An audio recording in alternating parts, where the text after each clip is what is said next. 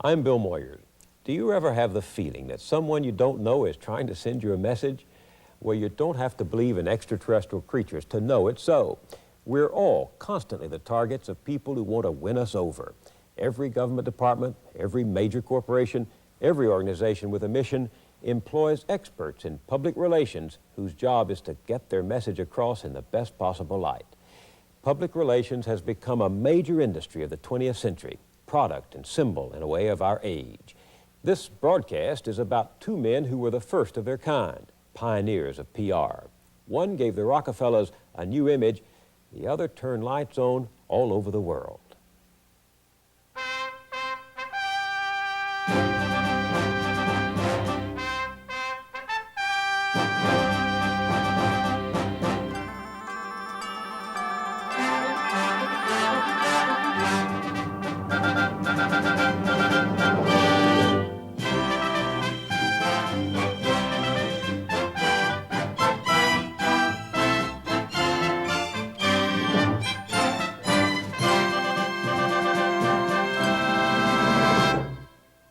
In keeping with Chevron's tradition of service throughout the 20th century, the people of Chevron bring you this program in support of public television. A century ago, a reporter asked the railroad tycoon William Vanderbilt how the cancellation of his trains would affect the public. And Vanderbilt replied, "The public be damned." You could get away with such contempt in those days if you were rich and powerful and audacious enough. Plundering potentates like Jay Gould and Jim Fisk built their vast fortunes through fair means and foul and cared not a fig what anyone thought of them. But that began to change as America moved into the new century. Big business had to contend with the public opinion made possible by the new media of mass communications. But if the new technology helped to create mass opinion on a national scale, it also made possible the manipulation of that opinion.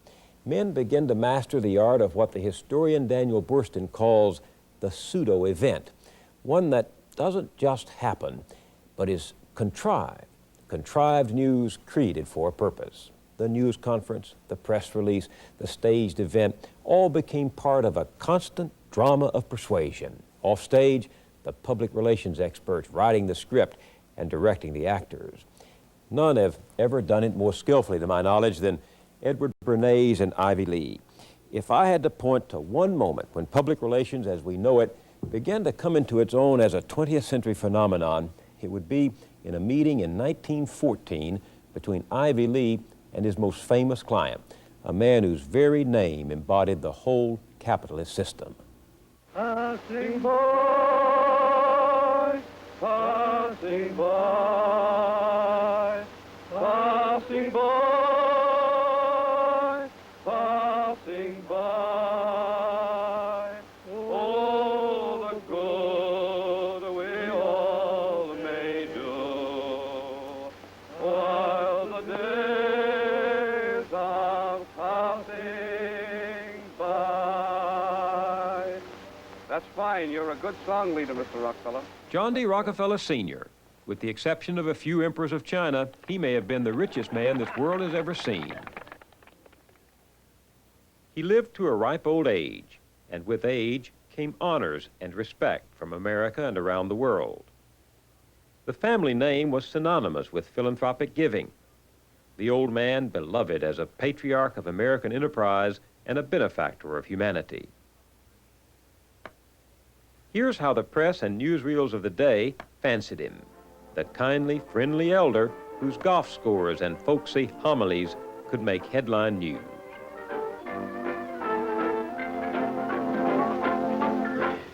The world's richest sportsman tees off.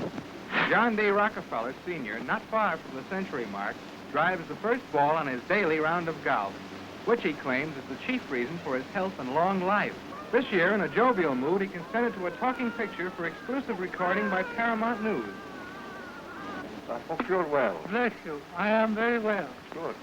I am very grateful to you and to a host of people who are so kind and good to me all the time. Why, because you're so good to everybody. Yes, you are. But wait a minute. This newsreel was from 1932, and it's surely not how newspapers and magazines saw John D. Rockefeller 20 years earlier. To the generation before the First World War, Rockefeller was the rapacious Midas, the billion-dollar tyrant who would crush anyone in his way. His all-powerful trust, the Standard Oil Company, was broken up by government legislation. Bodyguards had to surround him when he went to church. Even some of his charitable donations were returned as tainted money. He was, after all, the man whom Senator Robert La Follette called the greatest criminal of the age. No wonder the muckrakers went after him with all the barbs in their quiver. What a target he was, and what a time they had. There he was, hoarding his money and thumbing his nose at Uncle Sam while robbing the country of its wealth. He was their one-man rogues gallery of barnyard images, as greedy as a pig, as slippery as an eel, as vile as a vulture preying on the public. What in the world happened? How did they change the image of the most hated man in America? What transformed the ogre into the grandfatherly choirmaster of the newsreels? Well, the turning point came in 1914 with a strike by the miners of the Colorado Fuel and Iron Company, in which the Rockefellers were principal shareholders. Rockefeller Sr. turned over the reins of power to his son, John Jr., but in the mind of the press and public, a Rockefeller was still a Rockefeller. Rockefeller Jr. would inherit both the family's fortune and its problems.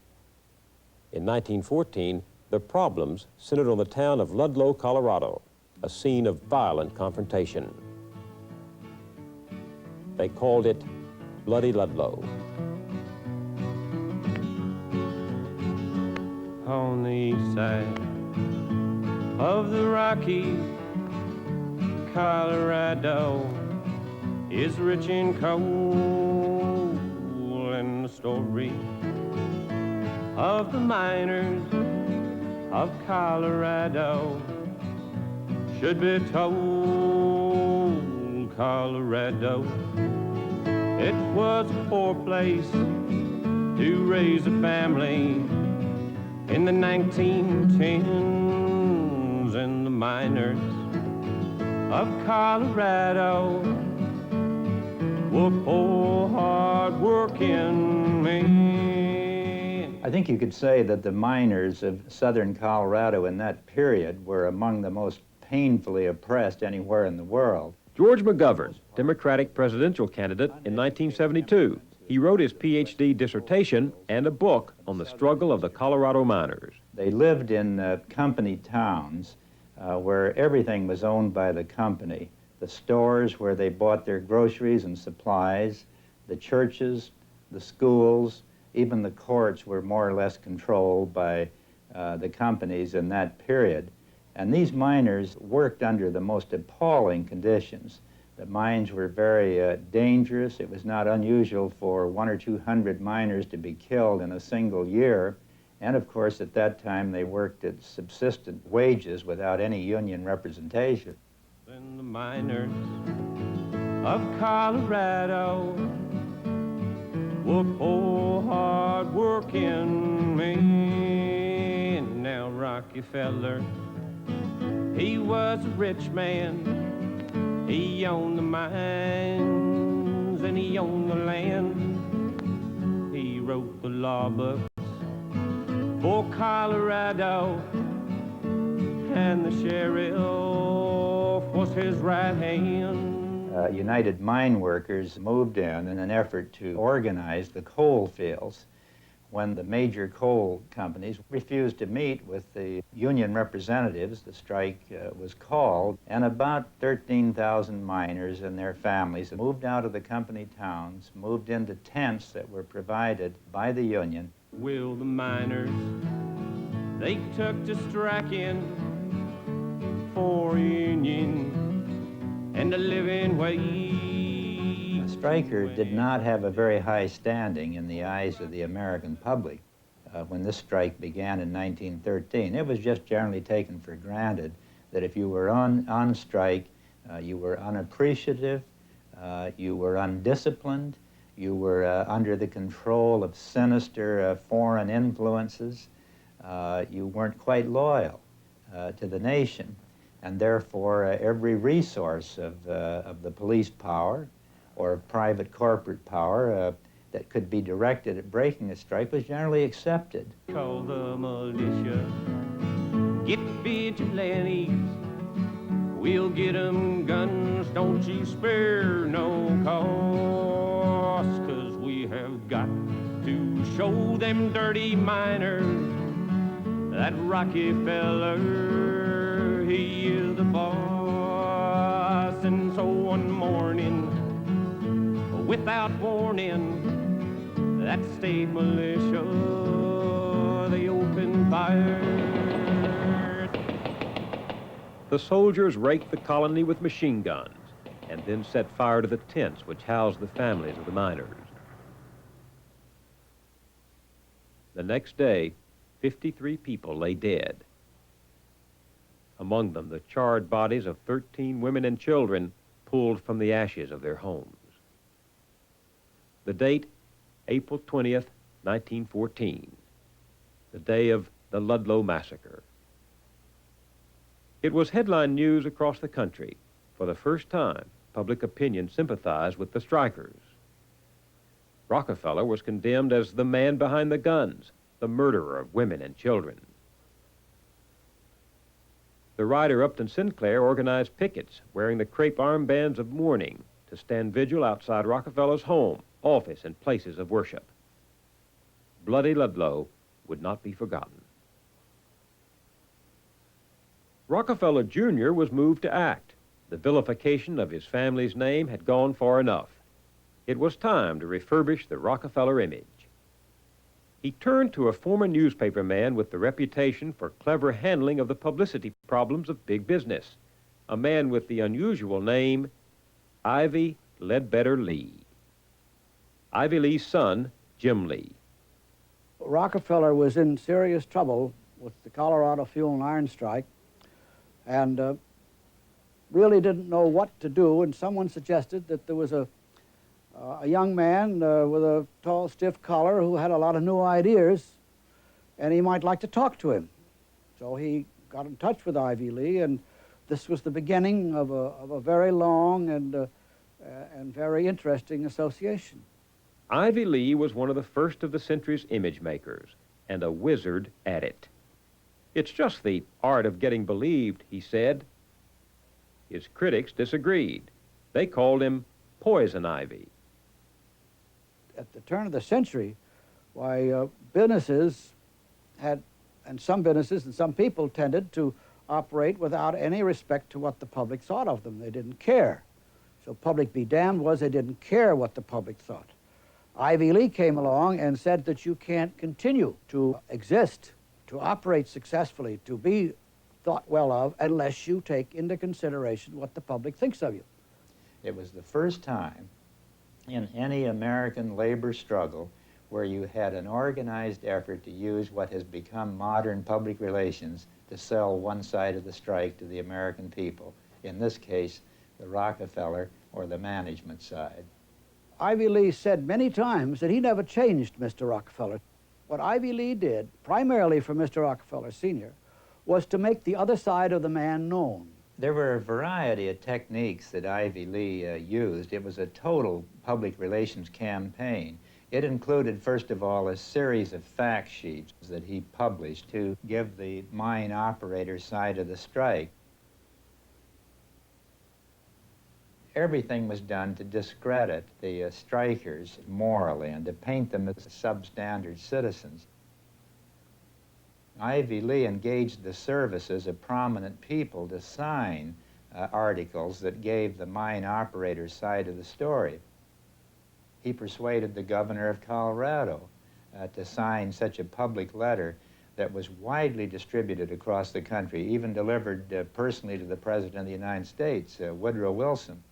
This effort on the part of Ivy Lee to put a more favorable interpretation on the strike as far as the managers were concerned, plus the publicized trips by Mr. Rockefeller to Colorado, his effort to come to know the miners firsthand, pictures of him visiting with strike organizers.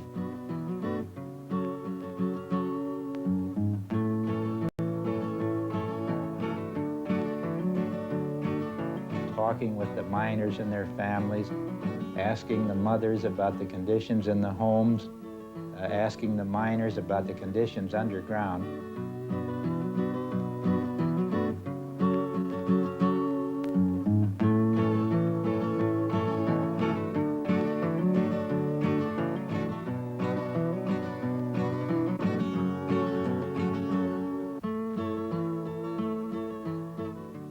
So this was the general thrust, just frankly to do a snow job for the mine operators and to discredit the Union in every possible way. And I must say that while they didn't exceed 100%, they were sufficiently successful in it so that they did change the public perception of the mine operators and their responsibility for the strike. It's a lot cheaper for Rockefeller and his colleagues to pay Ivy Lee $1,000 a month to give them a new face than it would be to address the grievances of pay that was too low, hours that were too long, mines that were unsafe, housing that was substandard, and all the rest. It's probably not an exaggeration to say that modern public relations in industrial disputes was born in 1914 with the Rockefeller-Ivy Lee marriage and has continued from that day until the present. Bloody Ludlow changed things. After Rockefeller's visit to the miners' homes and those carefully posed newspaper pictures, working conditions improved. The company's grip on the town was loosened. Miners could form grievance committees. But one principal demand of the strike was subverted. The mine owners refused to recognize the United Mine Workers Union, and the miners were effectively denied any real bargaining power. But not Ivy Lee. His bargaining power soared. So masterfully had he handled the press that his powerful employers commissioned him to undertake a full-scale renovation of the Rockefeller name. He did it in part by overcoming the old man's penchant for privacy. Rockefeller had long given generously of his wealth to various charities and organizations, but only rarely, as in 1913 when he richly endowed the Rockefeller Foundation for Learning and Research, did he do so openly. He simply preferred to give without fanfare. Ivy Lee convinced the family it was better to be seen as a philanthropist and take the credit than to leave the public only the critic's side of the story. This the Rockefellers agreed to do, and Ivy Lee took it from there. He became the man between the family and the press, and slowly the alchemy of publicity transformed the image. In the mind of the public, it emerged, if not pure gold, at least with a fine golden lining, and it made the difference.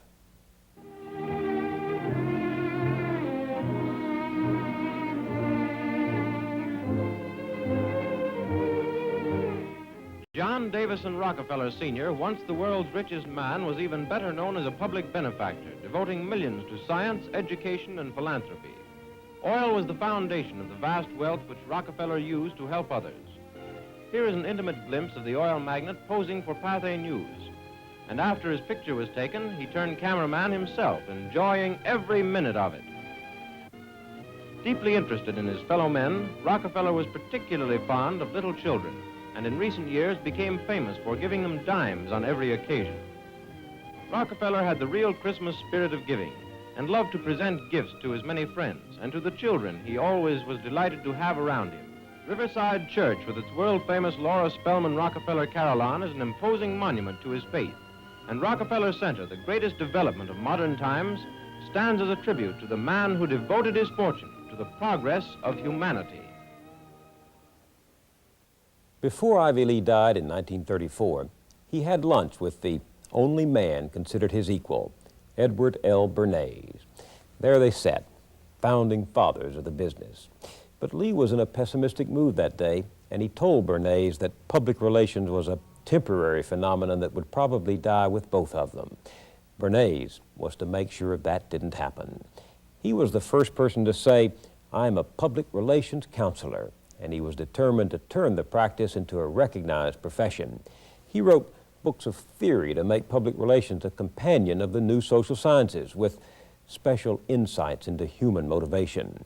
But mostly what he did was to make public relations work, and to work well for his clients. What clients they were: RCA, General Motors, the American Tobacco Company, Time Magazine, the Bank of America, the United Fruit Company, the government of India, the city of Vienna, and on and on. Edward Bernays became successful and wealthy, and far from dying out with its founders, public relations flourished, and today remembers the man who gave it its name. How do you introduce a man who is the acknowledged father of public relations, who wrote the first public relations book and who taught the first public relations class, who is a counselor to presidents? What more can you say about an individual who, to the public relations profession, is a living legend? The Boston Globe quotes a head table speaker at Mr. Bernays' 90th birthday at a party held in the Harvard Club in Boston as saying, "One good thing about becoming 90 years old is that you're not subject to much peer pressure." Edward Bernays, the Public Relations Society of America, honors a pioneer. Public relations embraces what I call the engineering of consent, based on Thomas Jefferson's principle that in a democratic society, everything depends on the consent of the people. Bernays was born in 1892. In this century, he became one of the first to appreciate the power of public opinion and the ability of the media to create leaders of society and to fashion the legends which inspire our lives. As the First World War ended, he went to Paris to work as a press attaché for the American government. Bernays was present for the arrival there of Woodrow Wilson, an event which was to profoundly influence his life and to change his career.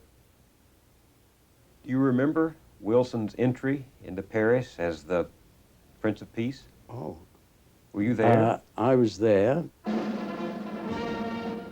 The street was lined, and this rather cold-looking ascetic man riding in an open Victoria to the plaudits of the stand-up crowds on both sides of this very wide avenue, and being applauded as he rode to the Place de la Concorde, where he stayed.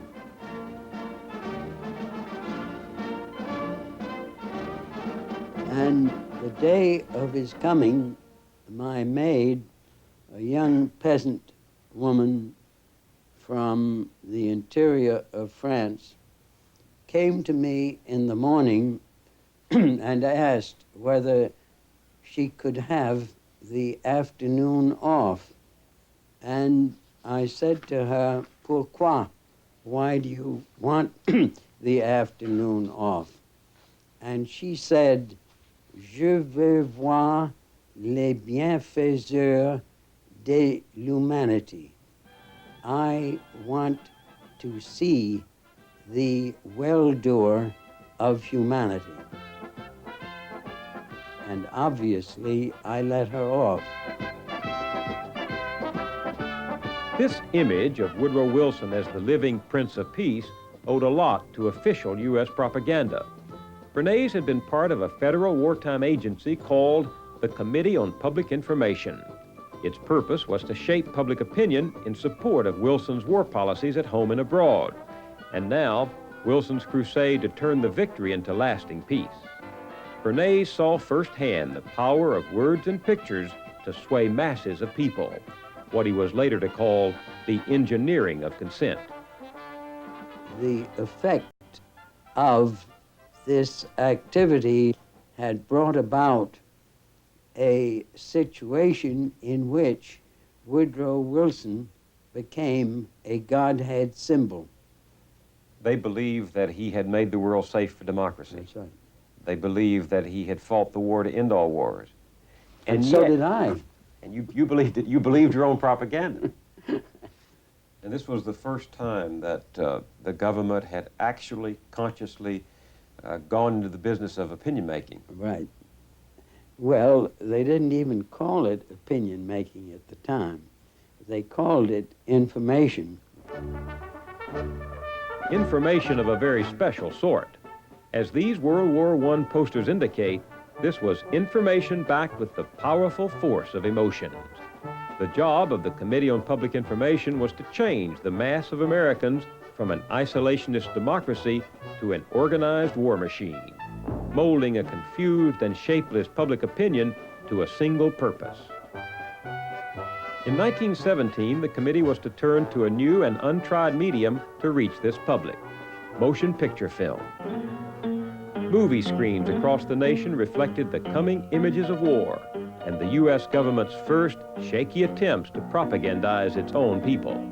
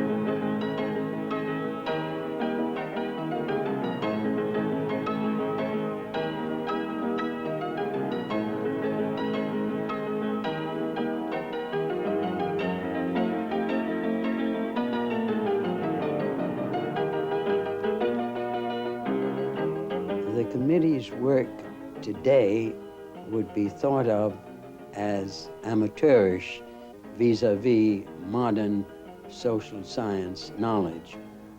But the committee accomplished a great deal. So the propaganda was effective, I along think with other considerations of I patriotism. think the propaganda was very effective, and as I say now, it was propaganda and not impropaganda. Bernays' propaganda was still very controversial. Republicans attacked the Committee on Public Information as a partisan propaganda tool for Wilson and the Democratic Party. And the journalist Walter Lippmann worried that we might be seeing the first glimmerings of thought control by which democracy would be at the mercy of the few.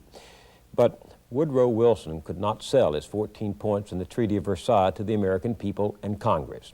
The Committee on Public Information disbanded, and a young Edward Bernays went searching for a job.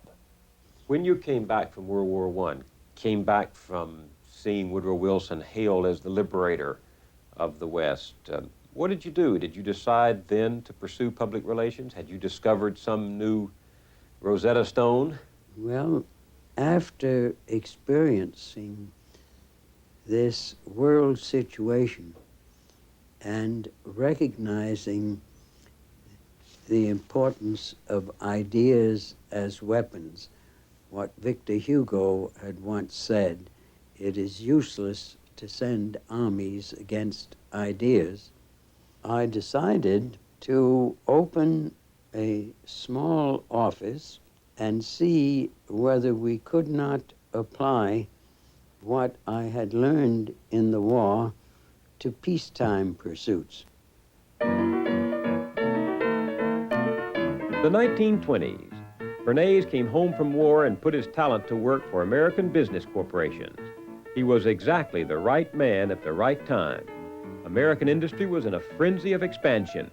Cars were being sold by the millions, and mass-produced consumer goods filled the stores. The 20s magnified our love-hate affair with big business. We loved what it could give us, but worried about its social costs, worried about the concentration of enormous economic power in the hands of the few. A new profession was born into this changing world, and Edward Bernays gave it its name: public relations, the conscious shaping of public opinion and attitude. His wartime experience was applied to the problems of his peacetime employers. Everyone from the captains of industry to American presidents wanted his services. President Calvin Coolidge gave off the impression of aloofness and coldness. And there's a story that he asked you to come down to advise him on how to project more warmly. Tell me about that.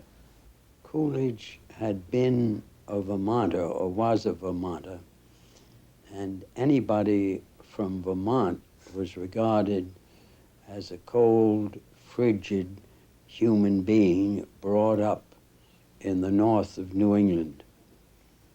In addition to that, Alice Roosevelt Longworth, who had an acerbic tongue, had made a statement some time before that Calvin Coolidge, President of the United States, had been weaned on a pickle. And the country believed it, and certainly it hurt. And I thought about it, and I had read that the White House indulged in what were known as New England breakfasts. It then occurred to me to bring down actors and actresses and have them have breakfast with him, including Al Jolson, including the Dolly sisters, and we had breakfast and we had our country sausages. And there was a man who came to the president, and I heard him say, "Mr. President, you have a cabinet meeting." The president went right on talking to the actress on the left side of him and another actress on the right side of him, and the poor cabinet meeting had to wait. The next morning, I was back in New York and noticed that the New York Times had carried the story on its first page without my having any relationship to the story. They treated this as news. They treated it as news, which it indeed was. Do you remember the New York Times headline? I recall that they said that Coolidge had breakfast with actors and actresses and almost laughed. It was President Nearly Laughs. Ed, were you helped by being Freud's nephew? Did you have an inside track on the workings of the mass mind?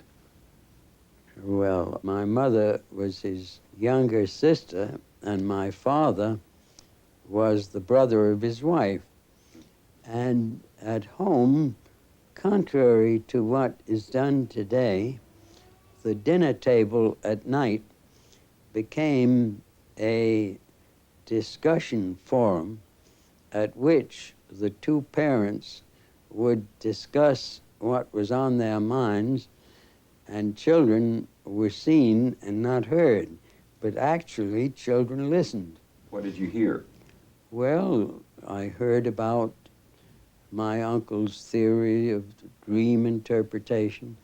I heard about psychology as being an important force in evaluating human behavior. I heard of repression and regression and suppression and projection and taboos and Oedipal complexes. And while I never had a course in Freudian psychology, I did help to translate the first book that Freud had published in England. It's hardly surprising, given those family ties, that Edward Bernays was the first to apply the findings of sociology and psychology to the commercial needs of his corporate clients. He coined the treasure the academic explorers brought back.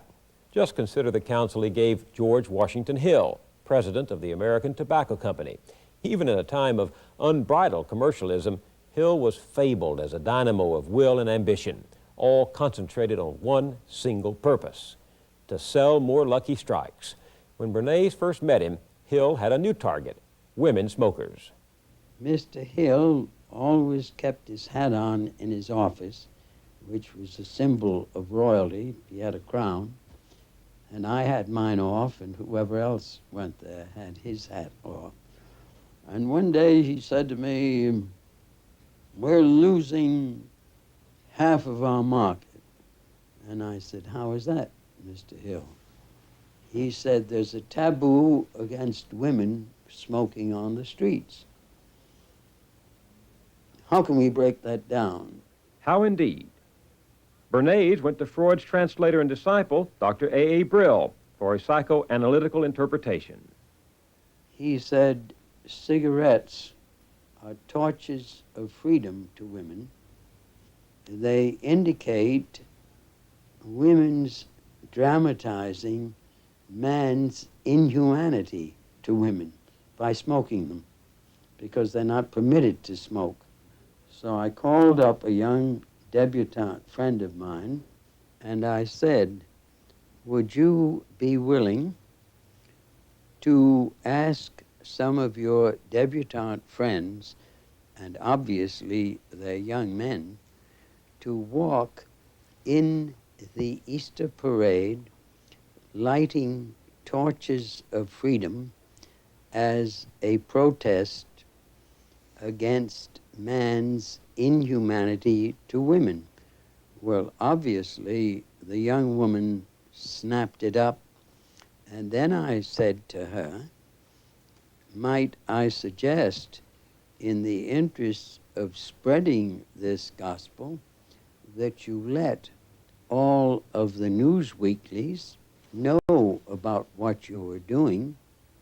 She said she would be delighted to do that. That was all the activity I had to do with the event, just thinking it up. What happened on Easter Day? Well, on Easter Sunday, this group of young people just walked from 34th Street to 57th. The Pathé and International news films took films of them, and the day after, they were on the front page of the Times. And to show the effect such an action has, within 5 weeks of their own volition, the smoking rooms of theaters in New York opened their smoking rooms to women smoking, which had never happened before. So an age-old custom was broken down By one action. Disseminated by the media. By the media. 1929, the General Electric Company signs Edward Bernays for the spectacular challenge of his career. It's the 50th anniversary of the invention of the electric light bulb. GE doesn't want it to go unnoticed, doesn't want just an item on the back page of the newspaper, a footnote to history. What can you do for us? Bernays is asked. What could he do for them? Nothing, it turned out, but the publicity coup of the century, the media event to end all media events. Bernays would get the mighty and the ordinary to do what he wanted, and public relations would come of age. Let's talk about this magnificent event you pulled off in 1929, the Golden Jubilee of Light. The Golden Jubilee for the invention of the electric light bulb was the largest event you ever organized. And It was worldwide. And it involved everybody from Henry Ford to the President of the United States. That's right. I understand that you sold the idea for 8 months. You went around promoting the idea without ever mentioning General Electric. Well, General Electric was a beneficiary, and there was no need to mention General Electric because I wasn't interested specifically in General Electric. What I was interested in was taking a man who had contributed the phonograph, who had contributed motion pictures, and who had contributed the incandescent lamp, and giving him the place in the schema of Godhead symbols in the United States, who were for the most part political. There was George Washington, there was Thomas Jefferson, there was Abraham Lincoln, and I said it seemed to me that one could take Thomas A. Edison, who was by that time, I think, almost an octogenarian, I'm a nonagenarian, and help to make him a Godhead symbol.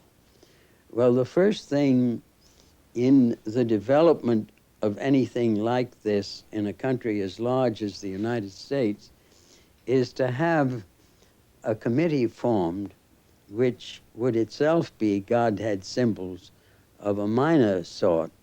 And the first thing we did was to form such a committee. Hoover was the chairman of it. Herbert Hoover. The second thing we did was to find a name for it. Light is something that starts in with the Bible. Golden is what everybody wants. And Jubilee is a happy celebration. Lights, Golden Jubilee. We immediately had semantic tyranny in that word.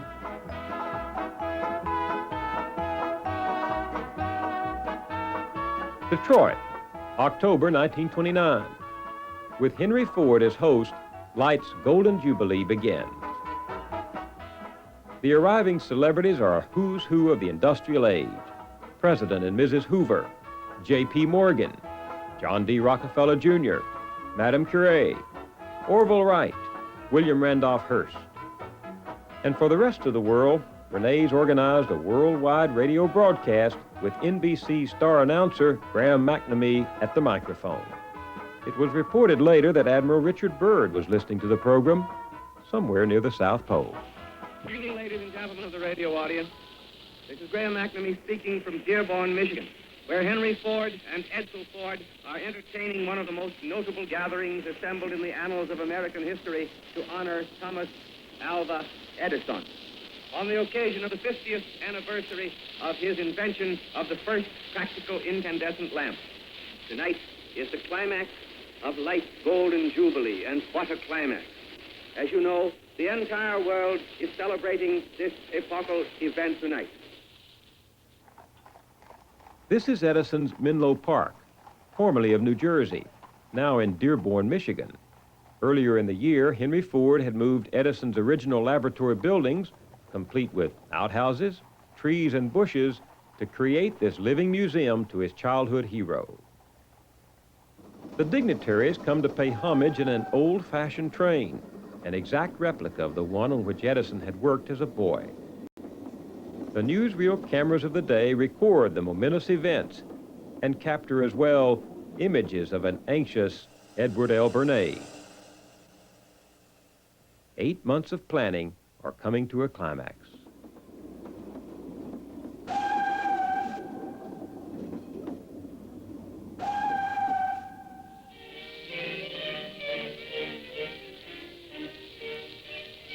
Bernays wanted Light's Golden Jubilee to end with all the world bathed in its glow. Radio made it possible. With the largest hookup ever, he would signal to the far corners of the globe for citizens, cities, and nations to switch on their electric bulbs. The dignitaries approach Edison's original laboratory to reenact the moment of invention, to honor Bernays' Godhead symbol, the giver of light. Here we are in the laboratory, ladies and gentlemen. Can you imagine how this grand old man must feel? He's carried back half a century to the moment of his great triumph. Oh, if I were a painter, I should like to portray this group about the pump. And now, Mr. Yale is looking at the pump. He's saying something. Just a moment. Oh, yes. He has just told Mr. Edison that he believes the lamp has a good vacuum. Mr. Edison is nodding his head. And it is now ready, as it was ready half a century ago, for the critical test. Will it light? Will it burn? Or will it flicker and die, as so many previous lamps have died? Oh, you can hear a pin dropped in this long room. Mr. Edison has the two wires in his hand. Now he's reaching up to the old lamp. Now he is making the connection. Light. Light's Golden Jubilee has come to its triumphant climax. And now the light is springing up on all sides. The modern light of 1929. Outside we hear the crowd cheering. And I hope that you and your families are entering into the spirit of this great moment in history the way we are. You can turn on your electric light and add your personal tribute to that great outpouring of gratitude and personal affection which has made life's golden jubilee the greatest tribute ever paid to any living man. And now, ladies and gentlemen, Thomas A. Edison.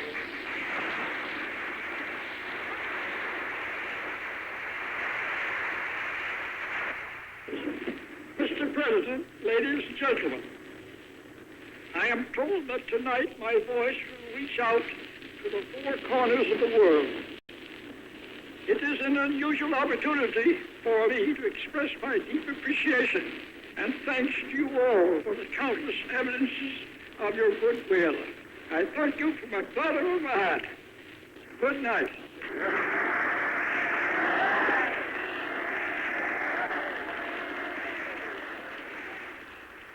Do you remember what they talked about when Edison and Ford got together for dinner?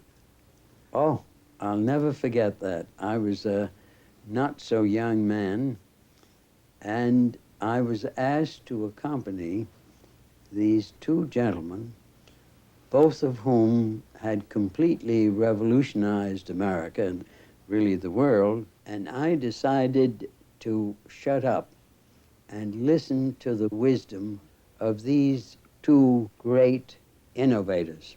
And soon after the lunch began, Mr. Ford cupped his hands this way up to his lips, and in a rather loud voice, because Edison was slightly deaf, said, "Tom, what makes you look so good?" And Tom answered, "My wife gives me Carter's little liver pills." And Mr. Ford cupped his hands again and said, "Tom, how many of them does she give you?" And Mr. Edison said, "She gives me 5 a day." Well, the fascinating thing to me of that entire luncheon was that here I was wanting to bask in the reflected glory of two international heroes. The whole conversation revolved around Carter's little liver pills, and I heard no other subject of any kind discussed. And I decided that maybe when I wanted the wisdom, the revolutionary wisdom of the ages, I had better go to a public library. You know, you got men like Thomas Edison and Henry Ford and Herbert Hoover and the masses of America to do what you wanted them to do. You got the whole world to turn off its lights at the same time. You got American women to smoke in public. Well, I mean, that's not influence, that's power.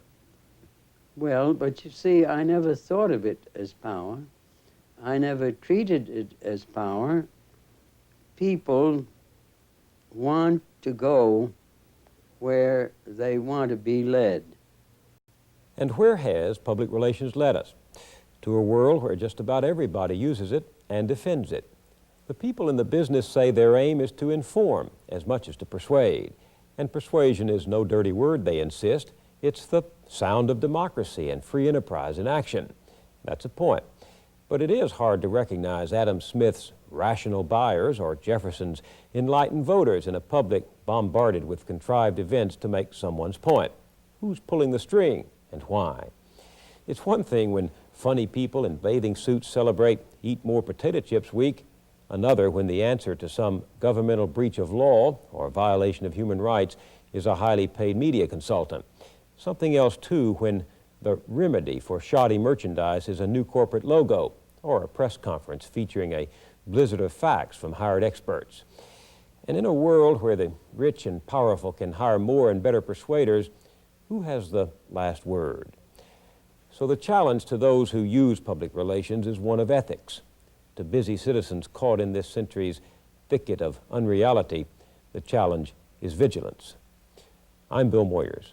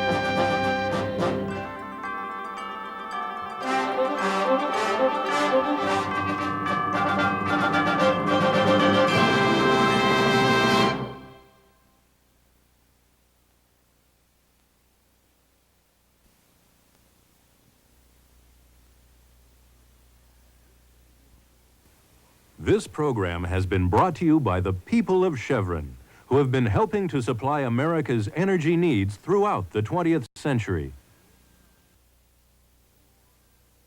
Video cassettes of this program for educational use may be purchased by writing to PBS Video. Home video sales are not available through this offer.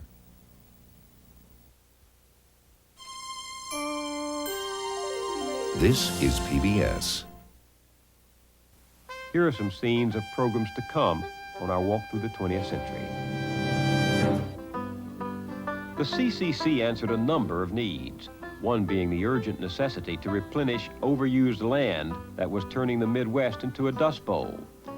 The other was to get thousands of impoverished and aimless young men off the roads and onto some productive path.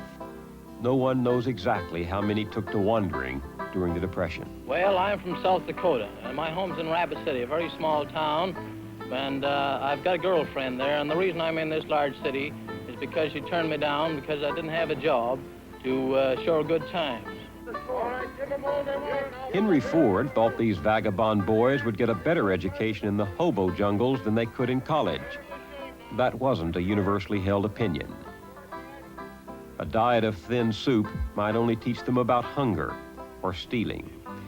But reclaiming and developing lost land, now that might help them reclaim and develop their own natural resources.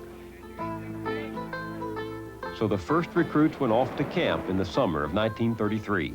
The pay was $30 a month, of which $25 was sent home. You are my sunshine, my only sunshine. You make me happy when skies are gray. You'll never know, dear, how much I love you. So please don't take my sunshine away.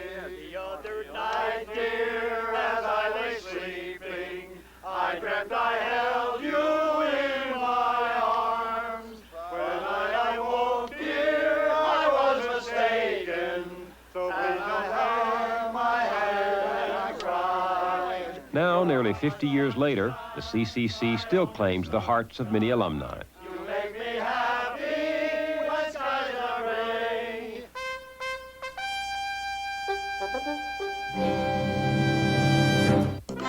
Americans, even as they enjoyed the old pleasures, eagerly embraced the new. For the first time in our history, women's bodies came into public view. The Miss America pageant began as a resort promotion at Atlantic City in 1921. Soon, any excuse sufficed for a beauty contest, like this chiropractor's perfect back contest.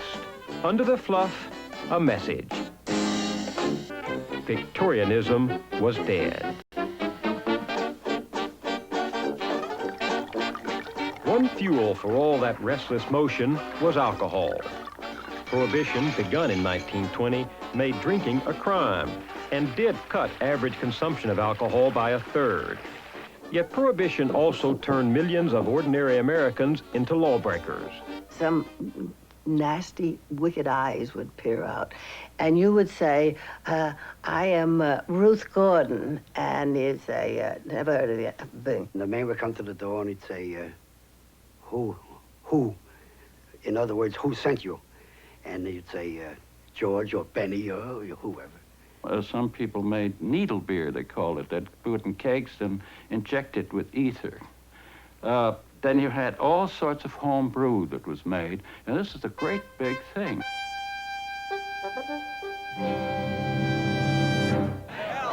At home, politics and protest played a nightly counterpoint to the struggles of our soldiers, the second front of a faraway war.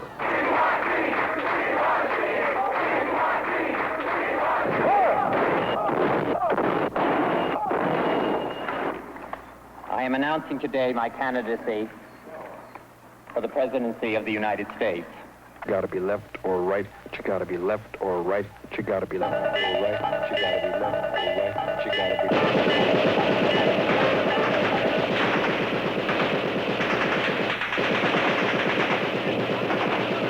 Hey, we got people in that first line. Don't fire. 5-3 is on top. Over it all roamed the camera's relentless eye, searching for conflict and casualties. You gotta be left or right, but you gotta be left or right, but you gotta be left or right, but you gotta be left or right, but you gotta be left.